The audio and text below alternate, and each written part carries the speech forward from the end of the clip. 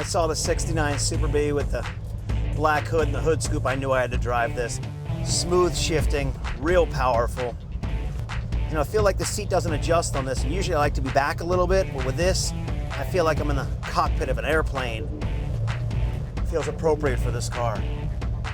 Brakes real responsive. Gas is real responsive. I feel like this is a well-restored car. The seats feel like a couch out of the 70s. They're kind of cushiony. If I'm racing, I want the seats to be a little harder, but this is nice for relaxing. This is a car I'd like to take through a canyon on some windy back roads. Just take it out and see what you can do. You would think by looking at the outside of it that, you know, it's going to be a real tough ride or real tiring, but you know what? It's a nice, relaxing ride. It feels comfortable to drive.